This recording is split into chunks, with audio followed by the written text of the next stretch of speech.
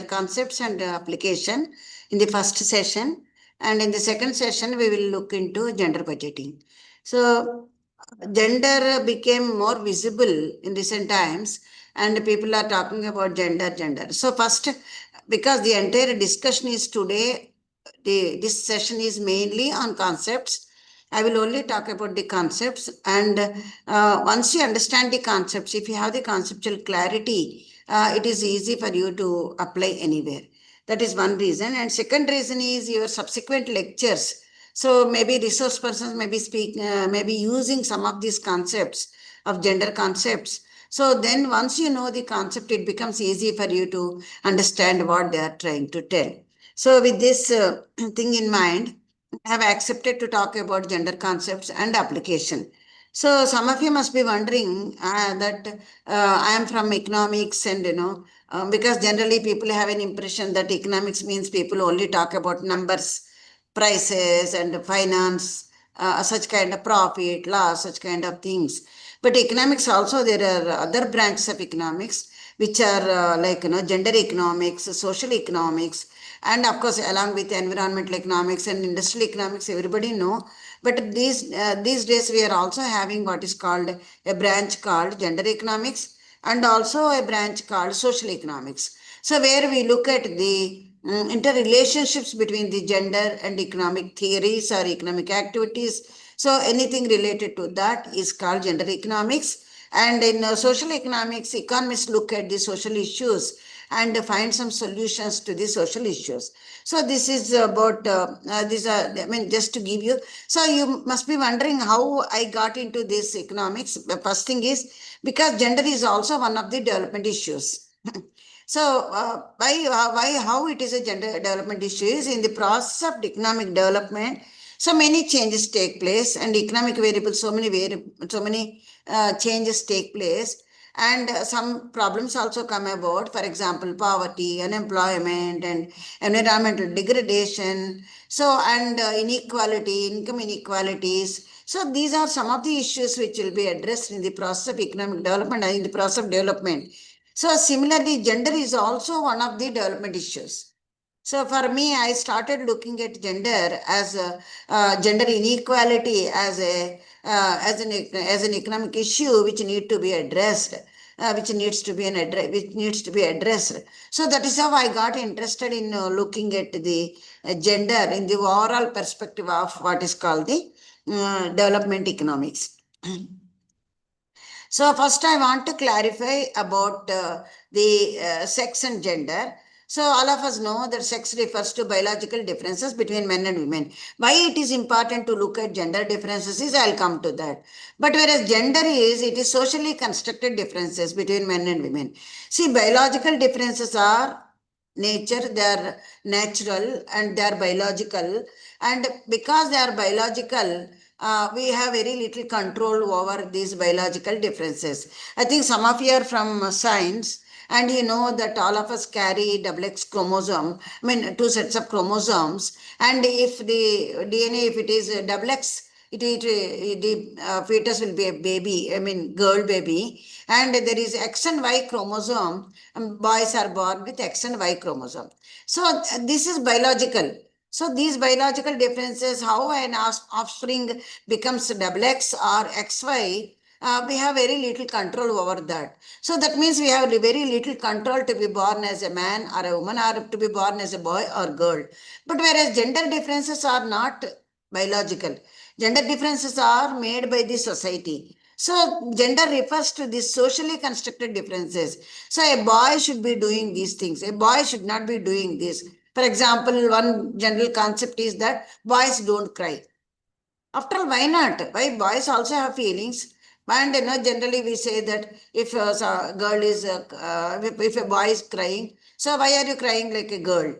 So this is society only made that kind of what to say the classification that what boys should be doing, what girls should be doing. So in good olden days, girls were not allowed to cycle, girls were not allowed to use bikes, and girls were not recruited in the army because of the feeling was that the gender norms was that they are weak and they are not fit for. But whereas this is all society only made it. So, and because this is made by you and me, that is the society, there is a possibility of changing this. It is possible to reduce the gender division by because it is constructed by us. So I'll come to that in a while. So gender refers to socially constructed differences. So being socially constructed, gender differences vary depending on race, caste, culture, religion, and because we only made these gender rules that man and woman. So because of that, they differ. Gender roles differ. See, for example, depending on your community, in some communities, gender rules are different. Whereas in some religious groups, the rules are different. Among Muslims and among Christians and among Hindus, there are differences, cultural differences in the gender differences are culturally made. So because it is a socially constructed, so depending on your class, depending on your caste, depending on your religion, depending on your culture, so gender differs. So sexual differences vary very little across the variables. In the sense, a man is a man and a woman is a woman, whether she is a Christian, Muslim, or Hindu. So there is no difference in the sense the sexual differences, double X and XY chromosomes, they are same for any religion. But whereas gender differences, for example, girls should not be doing this, girls should not be doing that. It may be in some communities, I don't name it, you know about it, I don't have to tell about it. So that means in some communities, the restrictions are more on girls than boys. So this is only, we made those differences. But whereas sexual differences are biological, on which we have no control, whereas gender differences are, we only made them. So it is possible to reduce the gender disparities by understanding the social role. So gender refers to socially constructed differences between men and women. So anytime we are talking about gender means we are not talking about only women. We are talking about both men and women. So when I talk, but generally when we are referring to gender, it refers to both men and women. But because the women are suppressed and because of the patriarchal society, anytime you are talking about, we mainly get an idea of only females. But whereas gender, technically, gender refers to both a man and woman, so male and female. So this is a small picture about the sexual differences and gender differences. So sexual differences are biological, whereas gender differences are cultural. And sexual differences are given by birth. So you are born as a girl, so you are a girl. But whereas, in gender differences, they are learned through socialization. You learn to behave like a boy. You learn to behave like a girl by looking at others, by looking at what boys are doing, what girls are doing. But whereas, because they are given by birth, cannot be changed. Sexual differences cannot be changed. There are very few cases, very rare cases of transgenders. So where the sexual differences are also, they will be converted. They are very minorities. But whereas by and large, sexual differences, they cannot be changed, whereas gender differences can be changed. So, for example, only women can give birth, only men can impregnate. So, this is the biological nature. Only a female can produce a baby because only she has a womb when she can produce, a man cannot. But similarly, only a man can impregnate a woman, but not a female. So these are given by nature, they remain. It is not possible for a female to impregnate another woman, or it is not possible for a man to give birth. So these are given by the nature, these are sexual differences. Whereas gender differences, they are created by us. So here the gender differences, women and men can work as teachers, engineers and laborers. And women and men can take care of children and the elderly. So the examples are, we used to think that women cannot do horse riding, women cannot do, they can't be engineers. So they are created by the society. But what it says is that it is possible that both men and women can take any kind of activity.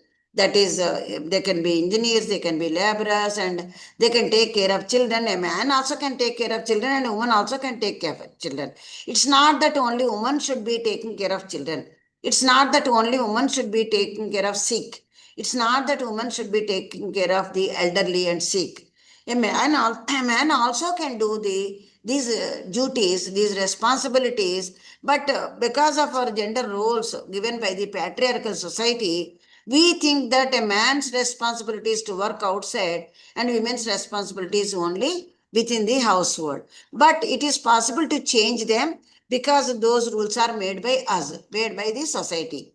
So the main cause of this gender differences, gender disparities is mainly not differences, gender disparities is mainly because of the patriarchal society. What is patriarchy? Patriarchy is a social system in which men hold the greatest power, leadership roles, privilege, moral authority, and access to resources, land, including the family.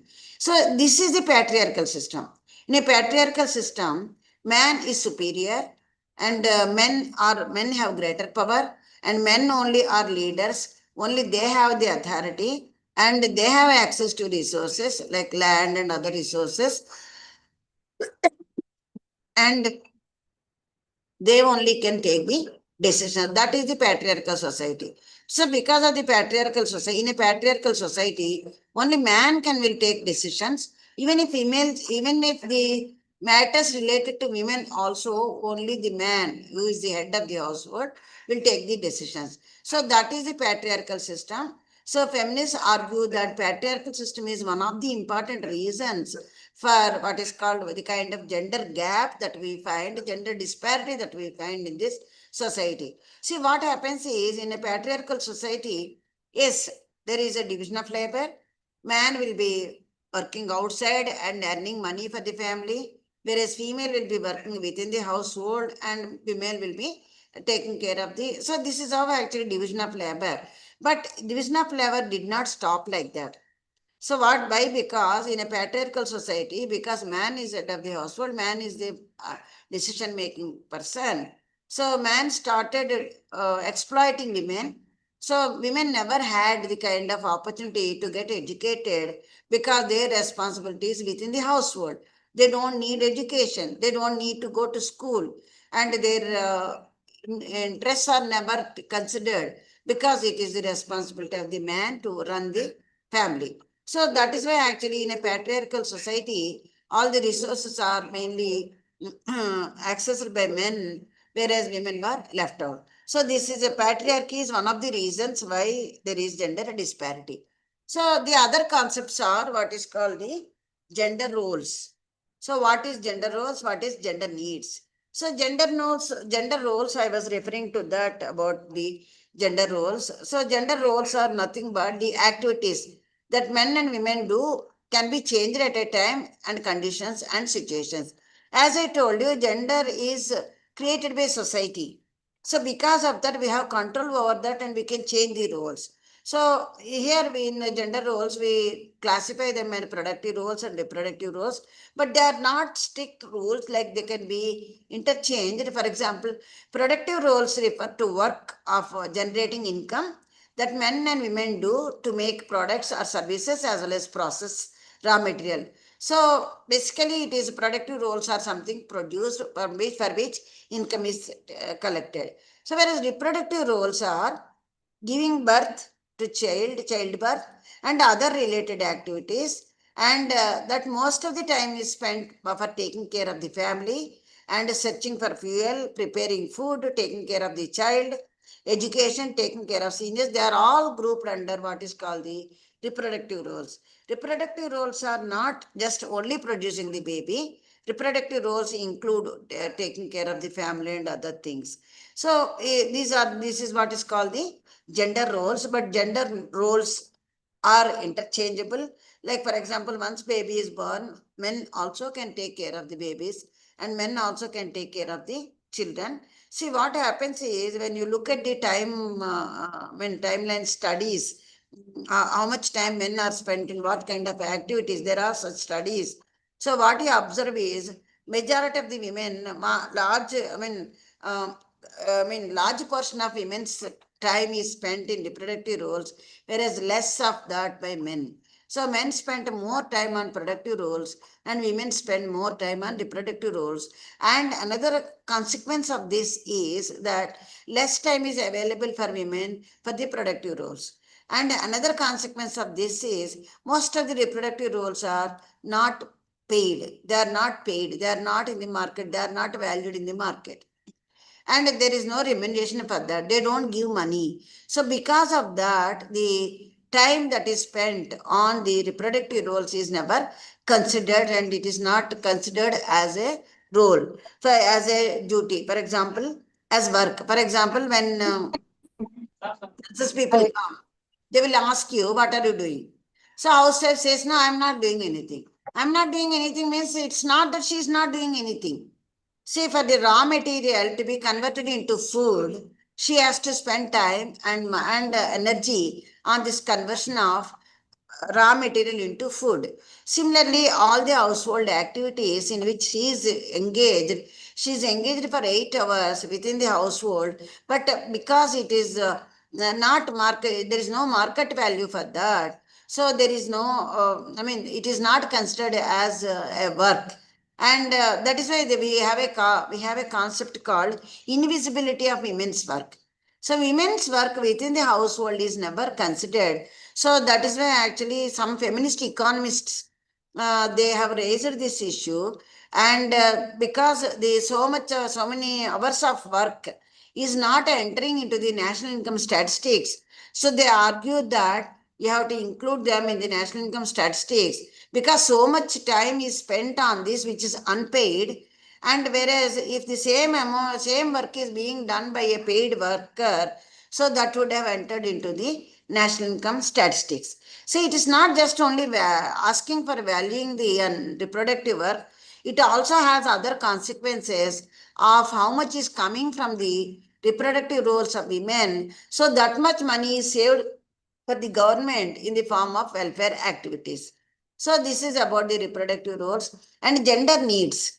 So what are the gender needs? So again, I am just reminding you that anytime we are talking about gender means we are talking about both men and women. So here the gender needs are different. See, what man wants, what women want, the needs are different. So gender needs, we have classified them into practical gender needs and the strategic gender needs. So practical gender needs are, these are needs that women identify in their socially accepted roles. See, practical needs do not challenge the practical needs do not challenge the gender division of labor or women's subordinate position in society, although rising out of them.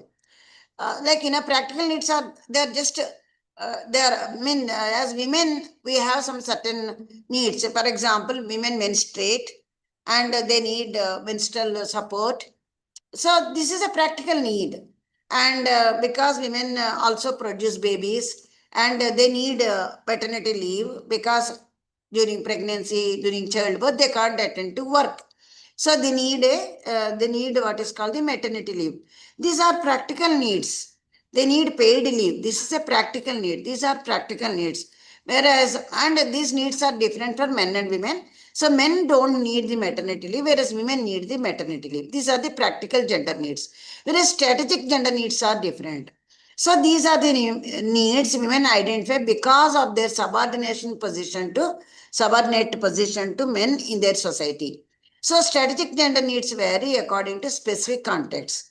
So they relate to gender division of power, control, and domestic and include such issues as legal rights, domestic violence.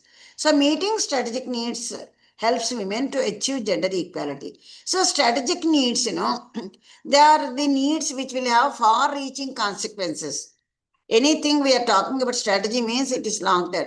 So the strategic needs which have long term effect and they have an impact on the women's subordination. Say for example, property rights. If giving property rights to women will take care of the strategic needs of women. Because strategic needs, if there is no property in the name of woman, what happens is she is not eligible to get any loan from anywhere, and she has no support in the event if she is not able to earn. So and people don't give any value for her if she doesn't have any property or any, I mean, in the event of necessity, not that, you will be wondering when a female happily married and husband takes care of that. That is not an ideal, that is not, we are not talking about any ideal situation.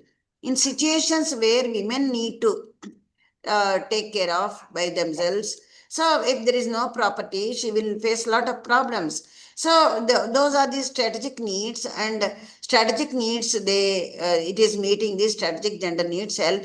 So by addressing these strategic needs, it is possible to achieve the gender equality. What is meant by gender analysis? Gender analysis is also a tool. So we look at gender analysis. It is an organized approach for considering gender issues through the entire process of program or organizational development.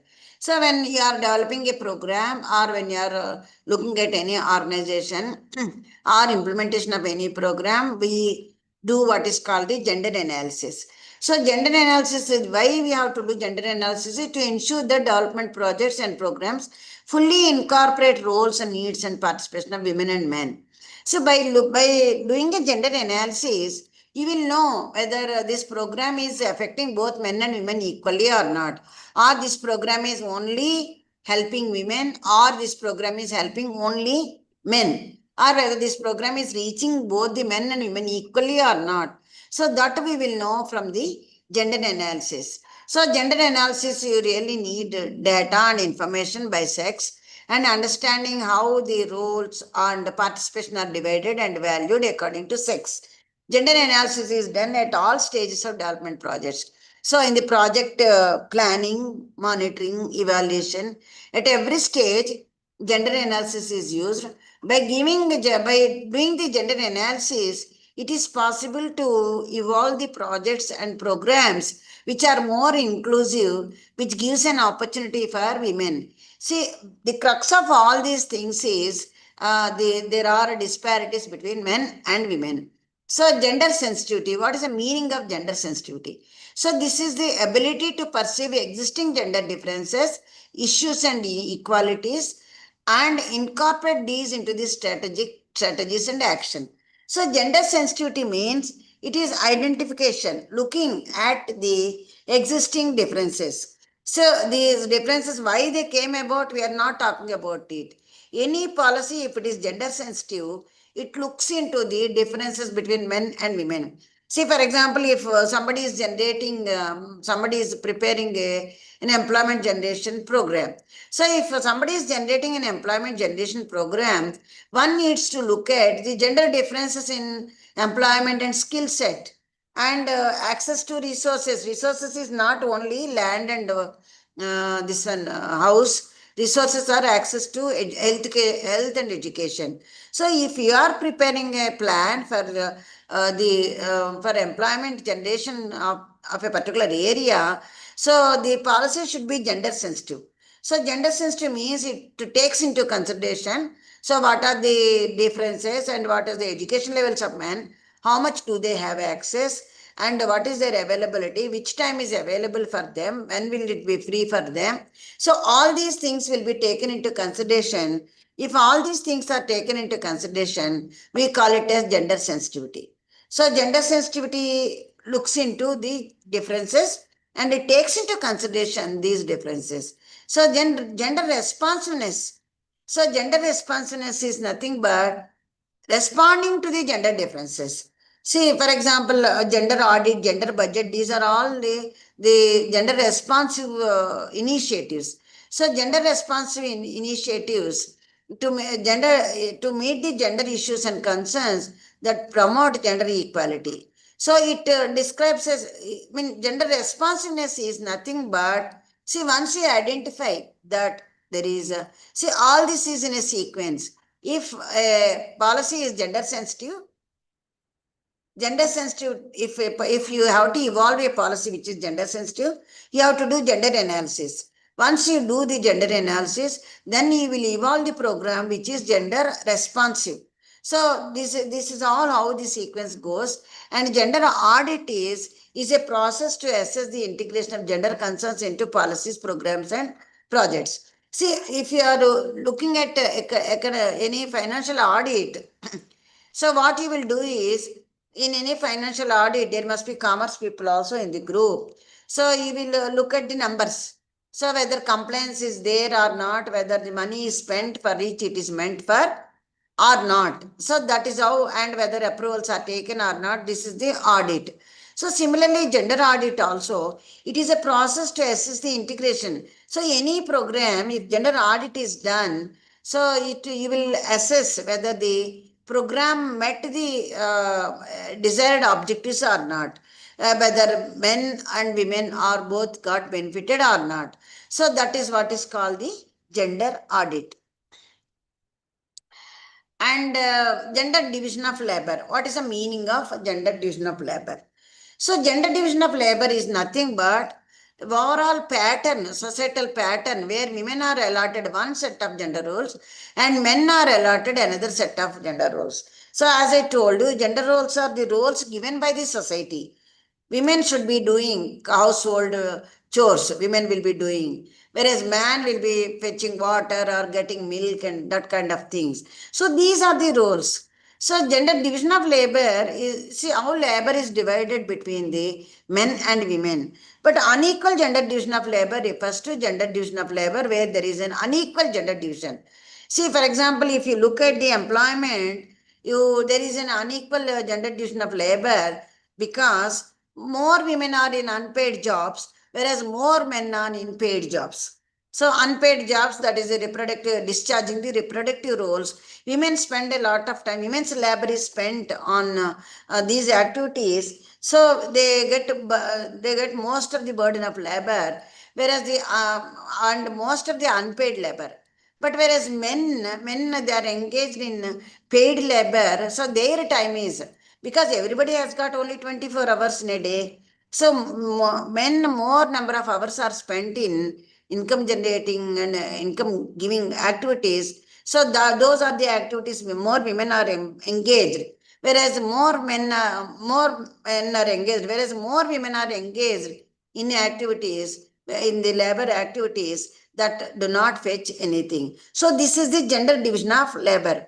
So in many countries, the most obvious pattern is that women are mostly confined to unpaid domestic and unpaid food production, whereas men dominate in cash crop production and wage employment.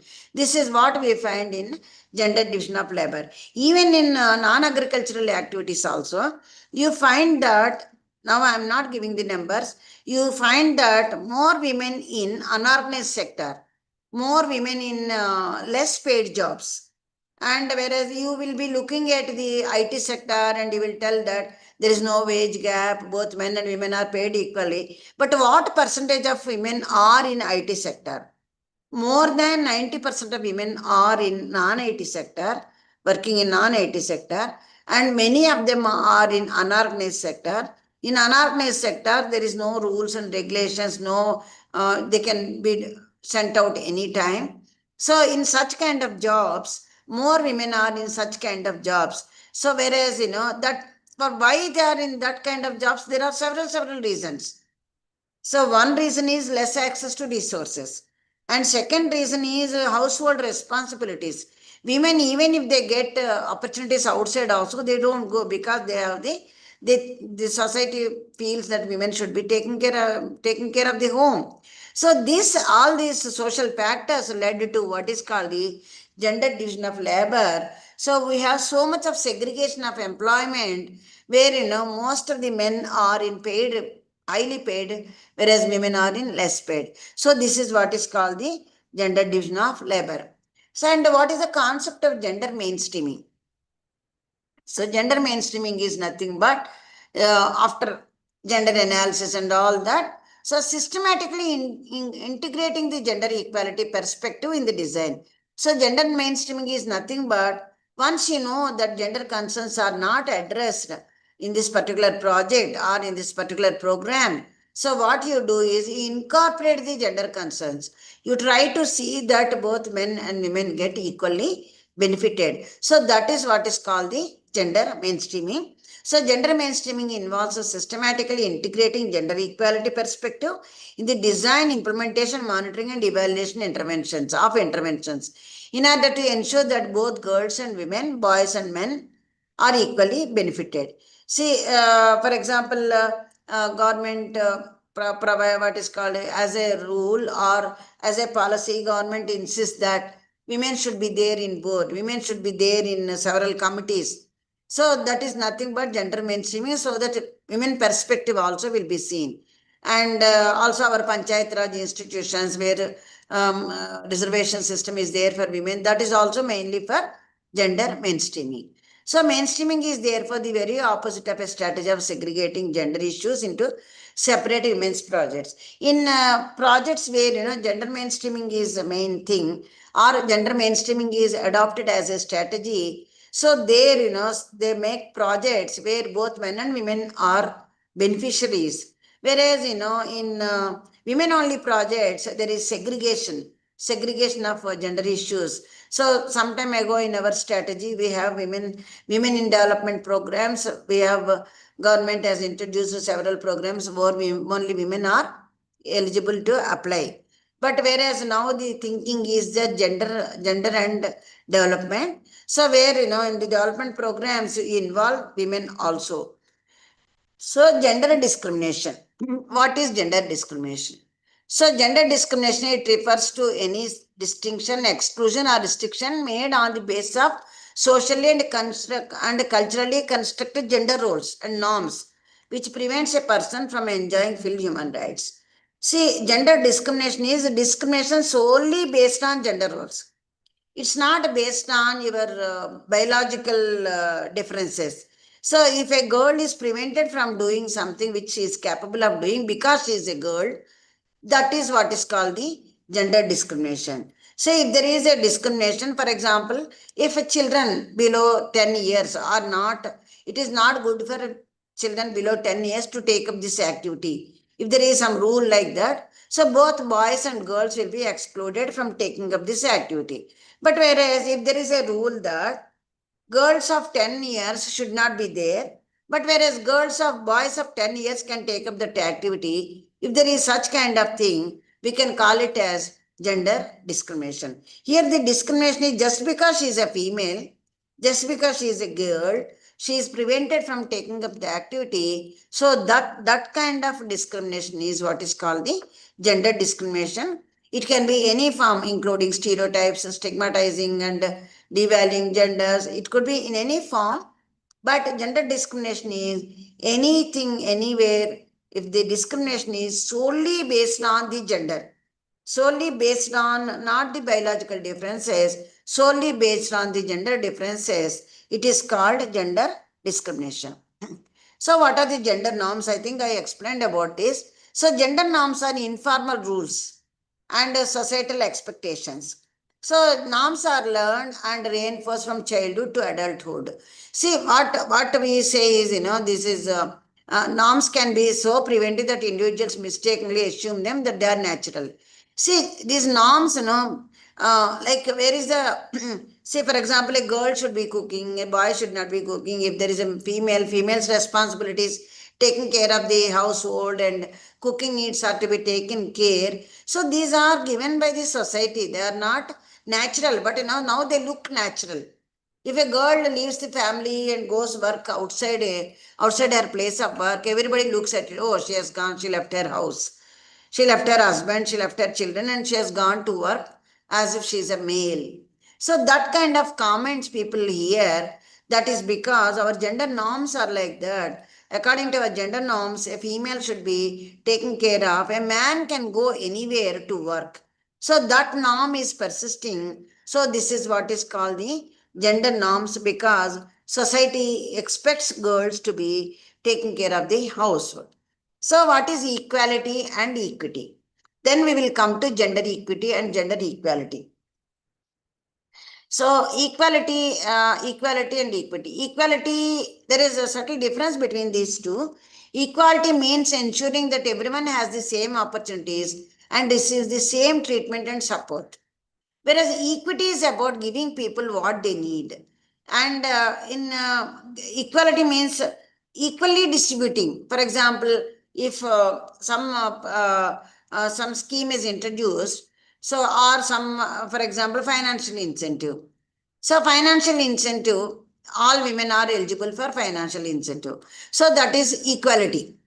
So similarly, if there is any such scheme where all are equal, everybody gets 5,000 rupees, men or woman, boy or girl.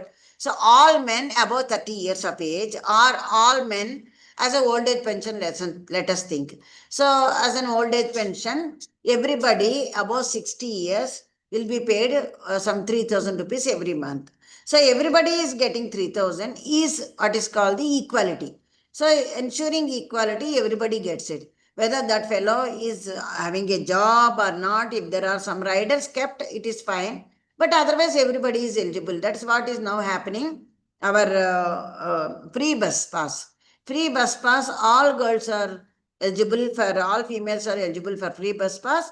So you may be working in IT industry, you may be having a big job, or you may be a daily wage worker, still you are eligible for that. Is all women are eligible for that. That is the ensuring the equality. Whereas equity is not like that. Equity is about giving what people need. And this I mean, it is not that you give a blanket support. So in equity we have horizontal equity. Horizontal equity refers to the idea that same circumstances should be treated equally. Whereas vertical equity, high income should be treated differently and low income should be treated differently. So anytime you are talking about horizontal, equal, everybody is equal. See, all below poverty line people is equal. So, and only them are eligible for any assistance. That is ensuring horizontal equity. Whereas a vertical equity is those who are up. Anytime you are talking about vertical means there is something up and something down.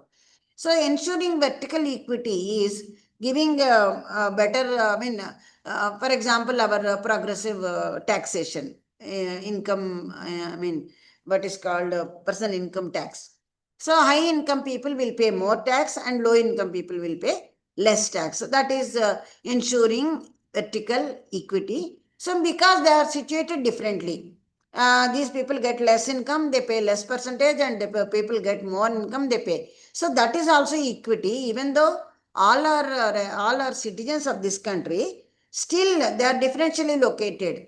Those who are getting less income, they have less opportunities. Those who have good income, they have better opportunities. So their capability of paying more is better. So because of that, charge more. So this is what is the meaning of horizontal equity and vertical inequity. Vertical equity. This is applicable to gender.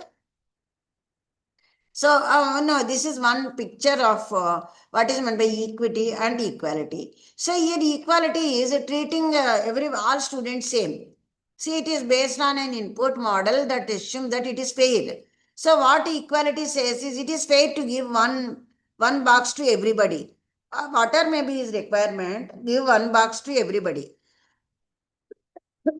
So to ensure equality, everybody got anybody who is coming to see the match, everybody will get one box. So that is what is equality is this. Equality is this kind of treating everybody equally. So because of this, what happened? This fellow has, this box did not really help him. Even without this box also, he can watch the game. Whereas this fellow, because of the box, he got benefited. So he is able to watch. Otherwise, he would not have been able to watch. But this fellow, even after giving the box also, still he is at a disadvantage. And still he is at a disadvantage. He is not able to watch. That means, when people are situated like this, when you use only equality, see what happens is resources get wasted. So instead of giving this box to him, give two boxes to this fellow, so that all three of them will be able to watch the game. Still better thing is don't have any barriers. But if that is difficult, so what can be done is to ensure the everybody gets equal chance. So you should ensure what is called the equity. So in equity, what happens is this is what. Equity is giving students what they need, understanding that there are differences. See, there are differences. This is short fellow, this is tall fellow, this is still tall fellow. Because they are all different stages. So you don't give box to this fellow and you give two boxes. Still, it is also, it is equity because it is not wrong. Why? Because this fellow needs more, and by this way, resources will be utilized properly and everybody gets benefited. So similarly, in the case of women also, when reservations are given, Panchayat Raj institutions, when women are given reservations, and in jobs also when men are given reservations, some people are arguing why should women be given reservation. So why they should be given reservation is because of this kind of differences.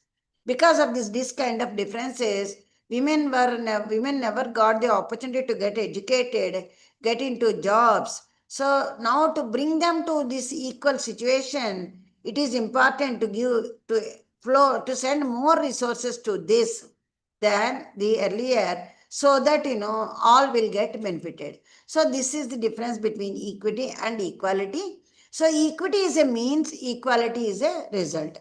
So gender equity, gender equality is when people have equal rights, responsibilities and opportunities. All genders have equal rights, responsibilities and opportunities. Whereas equity is being fair to men and women. See, gender equity need not necessarily only towards women, men also. For example, if something is not working for men, they should also be given special treatment. So that is also fairness, because measures must often be put in place to compensate their historic and social disadvantage.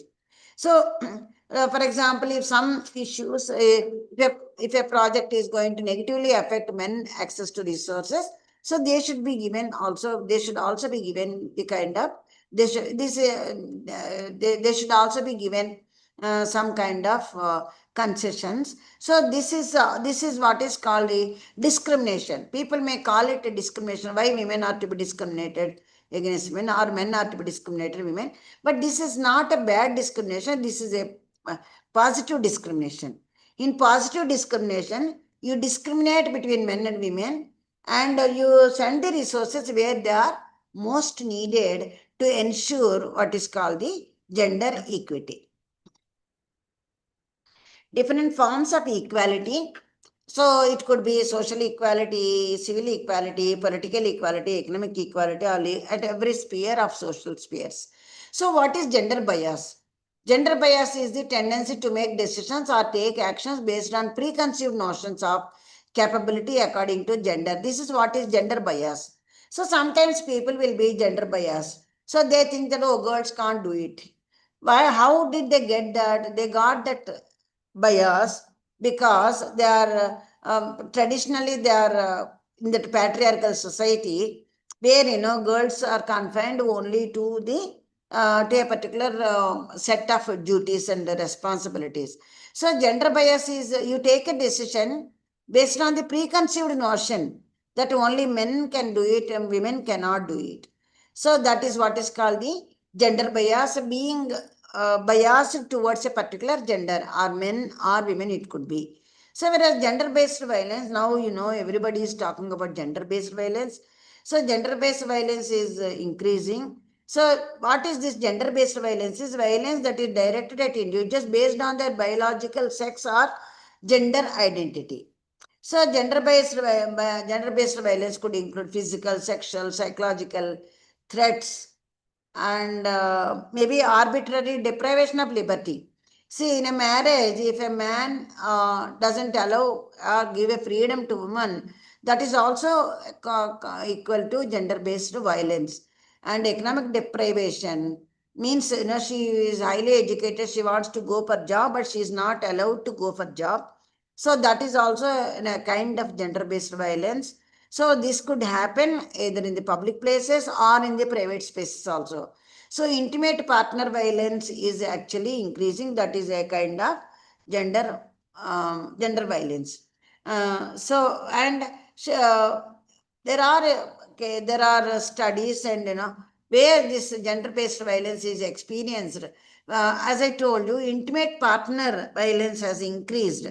So you will see so many places, you will find that the intimate partner caused violence is much more. And it is not only to India and other countries also. But unfortunately, the intimate partner violence is much more in India. 15.9% of the survey respondents have revealed that they have experienced intimate partner violence. This is nothing but gender-based violence.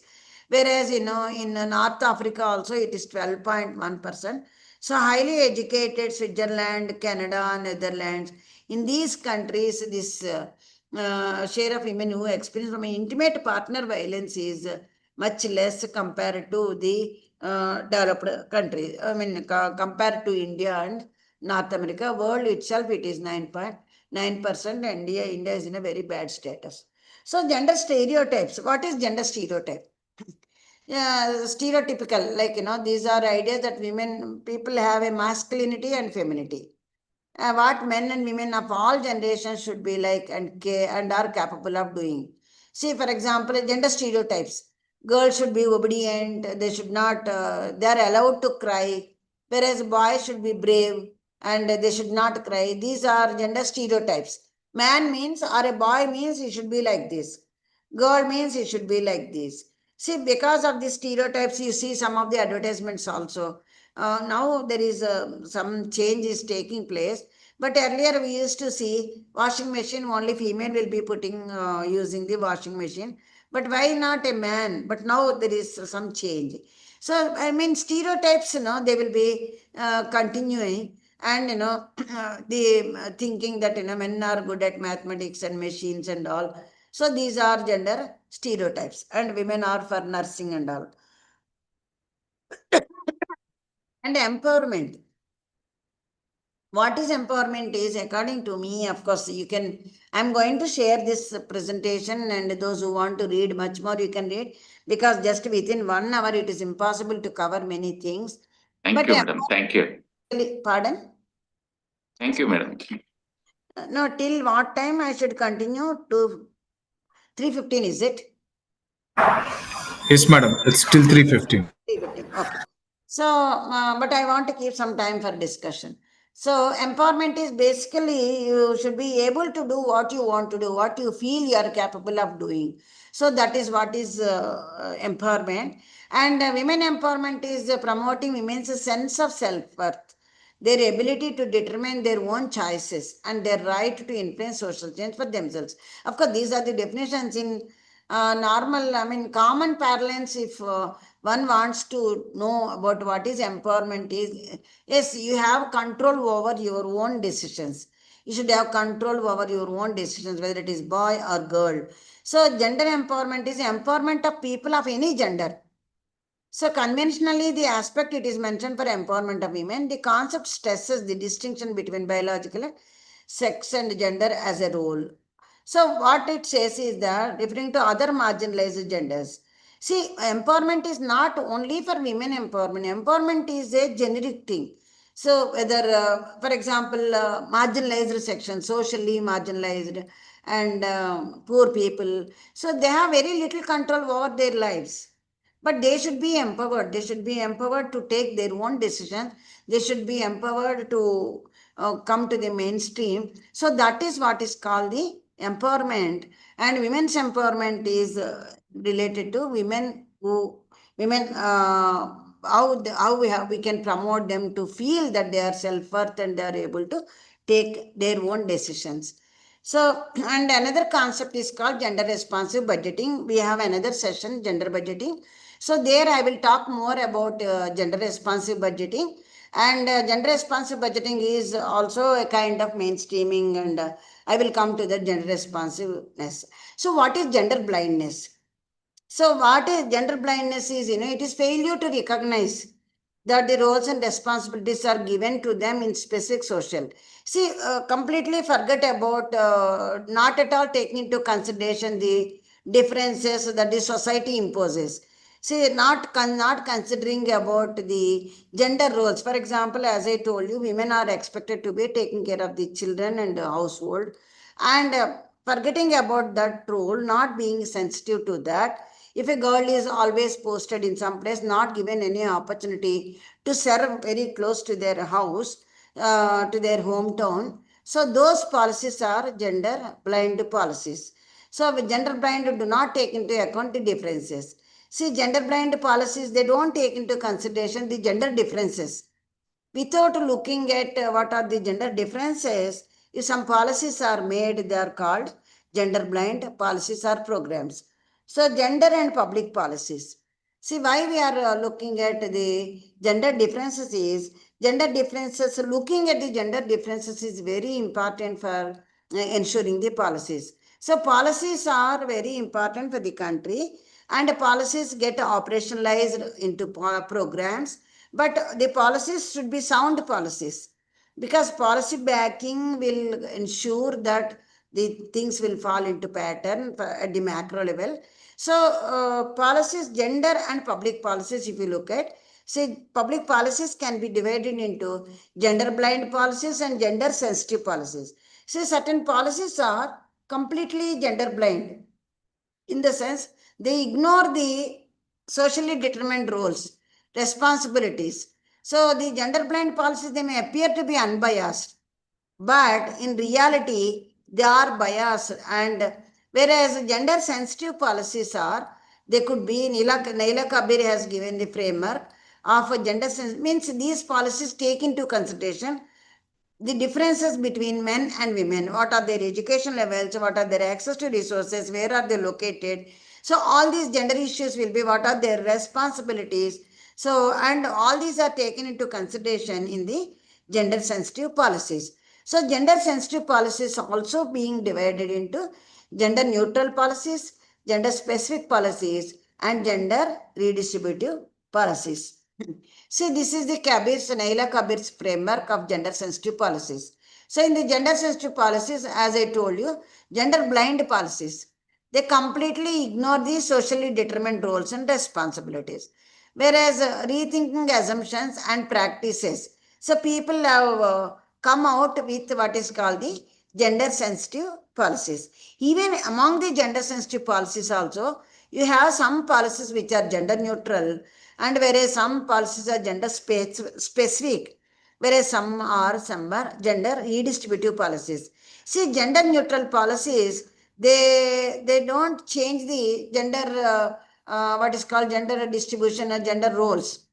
They just maintain. Those policies won't change any, they won't make any changes. So those are the gender neutral changes. Whereas gender specific policies are, these are intended to meet target needs of men and women within the existing distribution of resources. See, in the gender specific policies, you will look at some policies exclusively for women. Addressing women's needs, whereas some policies exclusively addressing men's needs. These are gender specific policies, whereas gender redistributive policies are there. These policies intend to transform the existing distribution of resources to create balance. See, one of the gender redistributive policy could be giving equal share for girls in ancestral properties. So it is a gender redistributive policy. So earlier, the ancestral property is only for the boys, but whereas after the law, the ancestral property, in the ancestral property, girls also have equal opportunity if there is no will.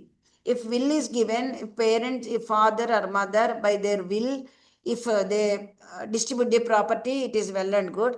If they don't, girls have equal chance, equal. They can also ask for their equal right. They have equal right in the ancestral properties. So this is one of the gender redistributive policies. So overall policies could be gender neutral or gender sensitive or gender redistributive.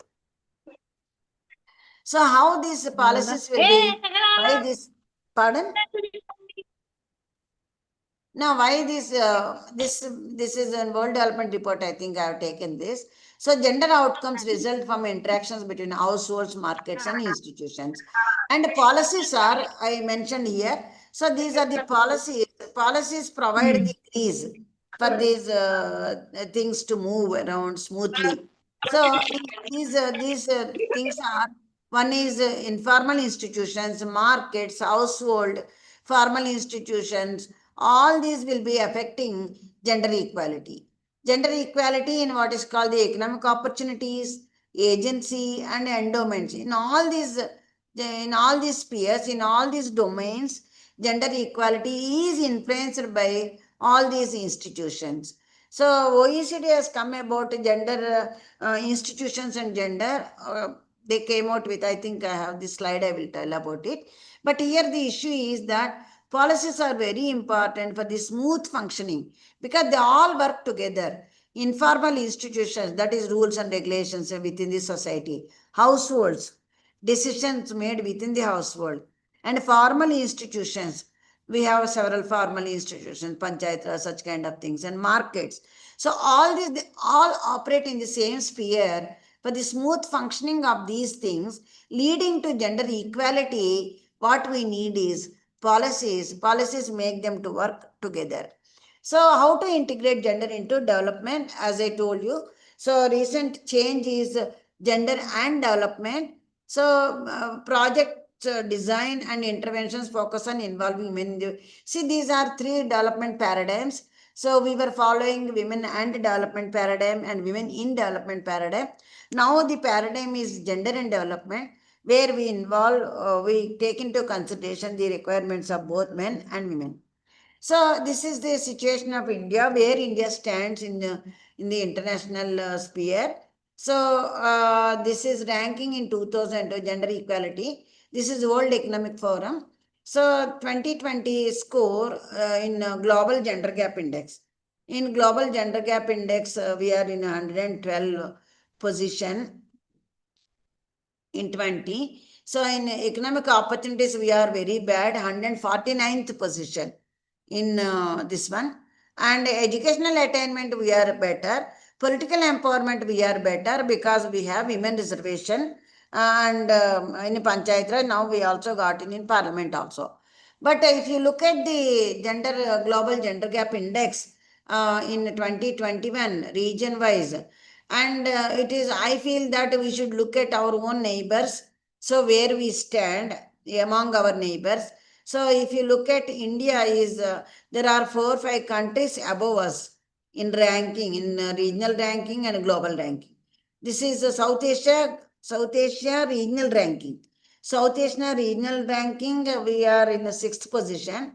But if you look at global ranking, we are in 140th position in global gender gap.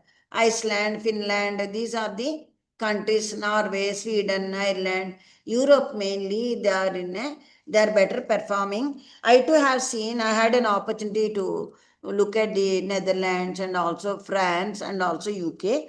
But they have very, very family friendly policies.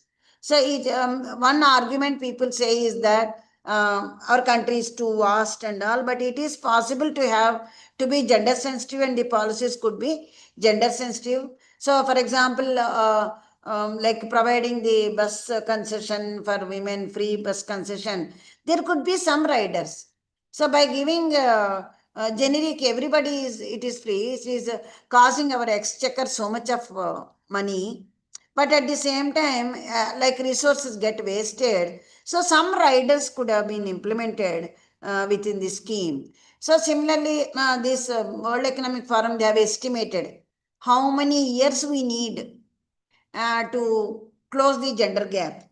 So first, for Western Europe, it takes 52.1 years.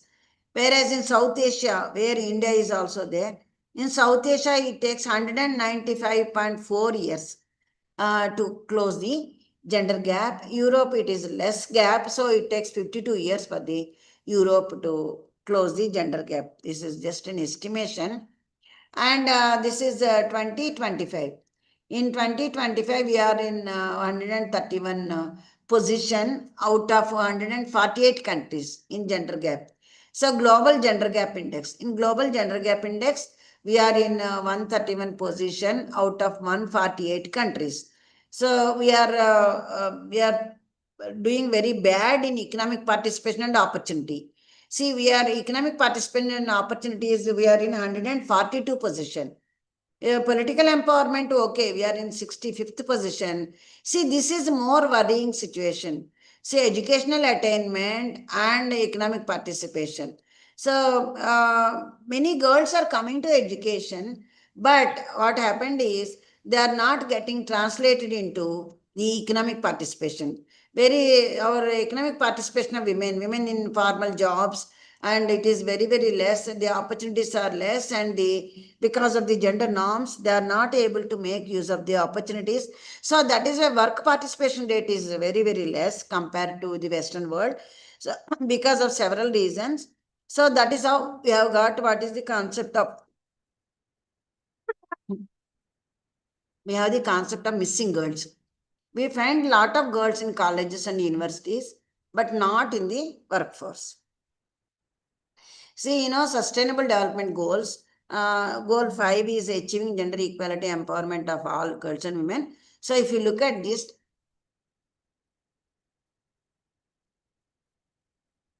you will understand that gender equality is still long way to go. So this was the situation. This is 2018 baseline. So this was the situation in 2018. So these are aspirants, less than 50% attained gender equality in index. It is 50% we have attained. So these are, and whereas yellow color is 50 to 65%, and front runners are 65 to 99%. So achievers are not there. 100% no state has achieved.